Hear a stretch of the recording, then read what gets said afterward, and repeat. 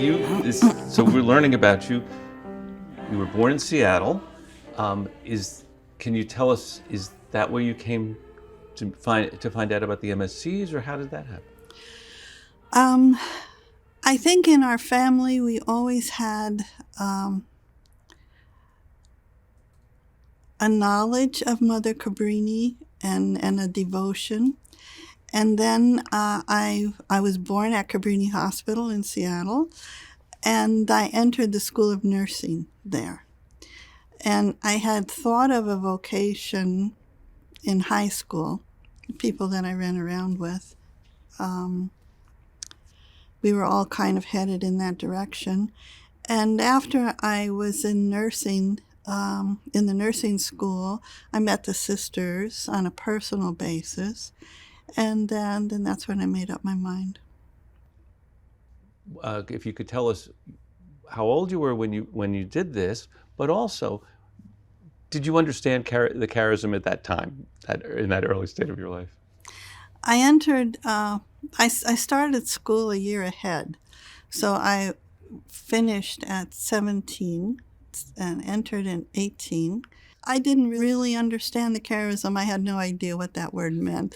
But I saw the way the sisters lived, the way they prayed, and they were each one was an individual, and that stood out for me as more important, looking toward the future, that you didn't have to lose your identity in some way, your characteristics or your personality. And I didn't see that in some of the other orders that I was familiar with. And they were happy. It's a way of life. And it's an international missionary order. And we try to follow the devotion to the Sacred Heart, but also the lifestyle that was laid out by Mother Cabrini. And the emphasis is again on immigrants and refugees and women.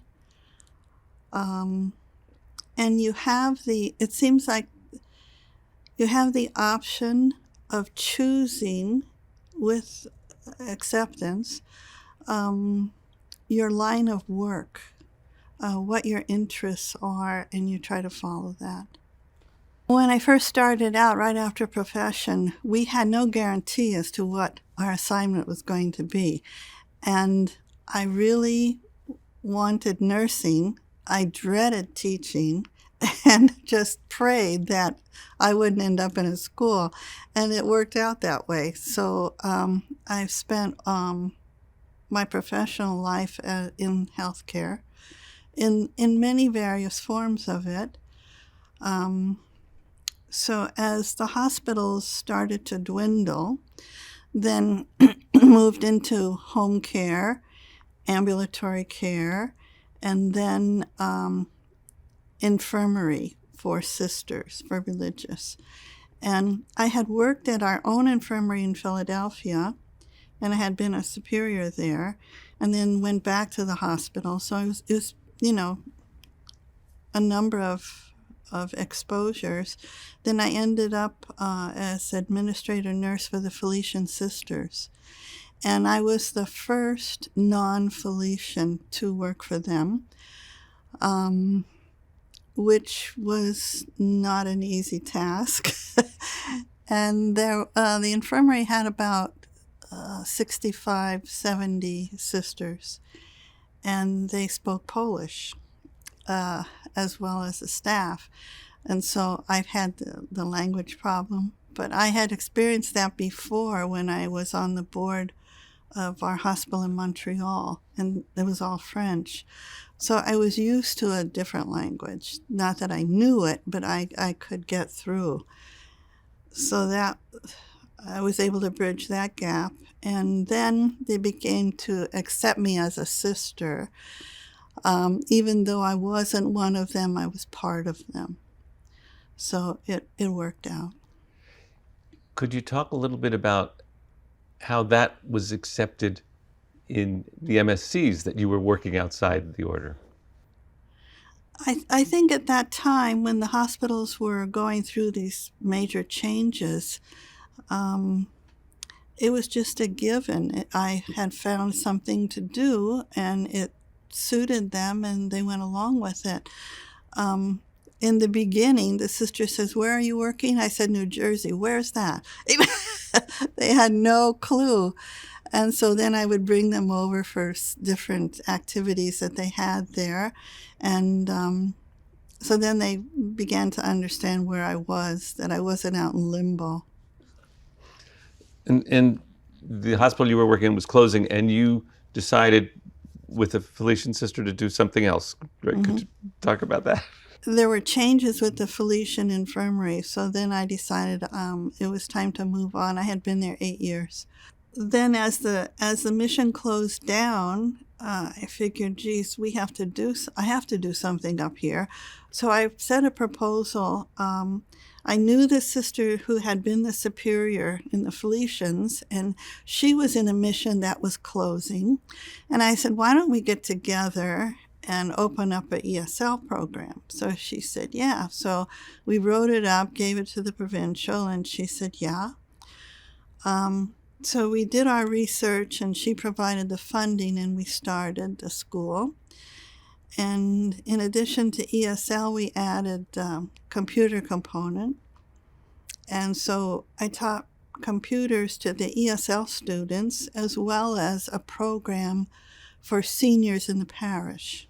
How we started English second language at West Park was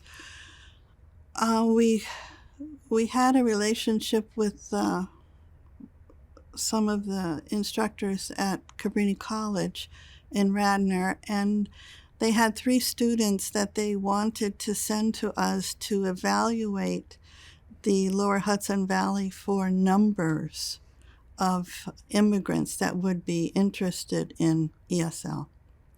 So they came up for 3 months and did this study, put it together, and they worked with the parishes in the area. So that was our base of how to start the program. And you have a special interest in computers, I think, and in teaching about computers. Could you tell us who you teach computers to and why it's important? I got involved in computers when I was running the clinic, 2nd Avenue and 8th Street, Stuyvesant Polyclinic, and we had a number of residents coming through there. And HIV was a major problem at that time, and so we had a grant for HIV, and we figured record keeping was paramount, and so we started looking into computer programs for this. And that's how it started, teaching the residents how to use the programs. And it helped with the record keeping and our presentation for the grant. And then from there, before I went to the clinic, after I left the clinic, that was it, the hospital ran 2 home care agencies, and the nurses were on laptops, which they didn't like. So they put me in there to handle the nurses and reteaching them on the use of laptops. They were pouring coffee into them and all kinds of stuff. So I not only had to do that, I had to fix laptops. I had to constantly do program updating at the main hospital. It was a heavy-duty job, but interesting. This is great. You're giving us a window into how you're not marching in a line. Okay, jeez. So did you live in community for much of this time? And yes. If so, could you? So I lived in community until I went to the Felicians, and I was driving back and forth between Dobbs Ferry and Lodi, New Jersey, and I had to cross the GW, and it was a long 45-minute drive. And I was on call, and it was getting difficult. So the provincial said, I think it would be better if you found a place closer to where you're working. So I found an apartment, and I lived in an apartment there for about 5 years. Is there something that happened to you, or that you witnessed, or that occurred in this time that just touched your heart, that or changed the way you thought about things, or impacted you inside? During my life, 50 years was with healthcare, and I felt getting out of that was very traumatic. What was I going to do next? And so then up at West Park, dealing with the people in that area, because West Park, of course, is not like the big city. And I had been in big cities the whole time: New York, Philadelphia, Chicago, Seattle. So this was a country setting. And to give these people that we met through the parishes, an opportunity to learn computers without any threat, in a comfortable setting, it was an experience, because I was only working with adults. And they felt like they couldn't keep up with their children anymore. Their children had grown and left, and they couldn't keep in touch with them. But with the internet, they could. So this opened up avenues that were great. Enjoyed it. Were those necessarily immigrants or just parishioners? Both. So I ended up working with adults that through the parish and immigration. And we had students from many different areas: Mexico, San Salvador, from some Muslim countries, Greece, Haiti, Canada. It was a big gamut. How would you describe your current ministry? Well, I've been here 7 months, so being in this, you want to call this infirmary or assisted living, that's all had for me. I need to get back into teaching citizenship, and I will be doing that at the shrine. So I haven't started yet, but that's the intent. So it's dividing my time between here and there. What is it? What you say, teaching citizenship? Tell me about that. Okay. What I'll be doing at the shrine is, the base is Cabrini Immigrant Services, which is moving up there from the Lower East Side. And so I hope to augment their program and getting referrals through them for people who, well, of course, they must have a green card. And so it means they've been here 7 years or longer. And you usually find adults that have been here 20 to 30 years that never got their citizenship. So this is usually the core you're dealing with. Very few are just getting their green card. So it's an older population. Some are in the workforce, like truck drivers that don't have a solid base. So it's a varied group. To you personally, what do you think was most fulfilling so far in your life, in this life? I have to say, if I look back, what was most fulfilling was working in hospitals, hospital care, patient care.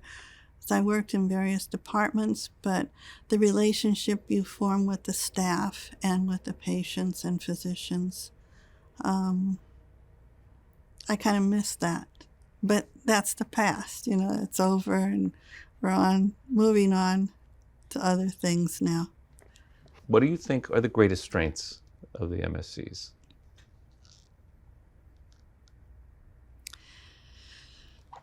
From my experience, I think the greatest strength of the MSCs are we are an international order, and no matter where you're from, we still are one, and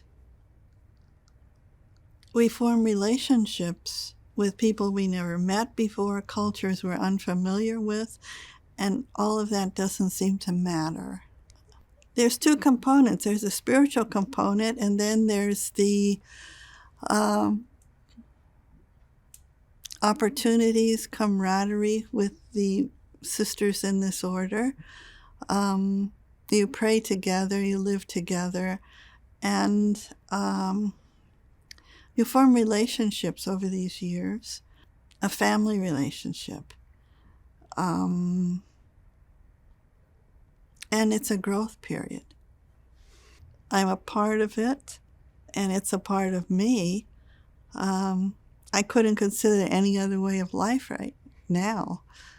I appreciate this vocation and all the sisters that I've met and the works that we've done. There are so many opportunities to serve God in this order. It's pretty amazing.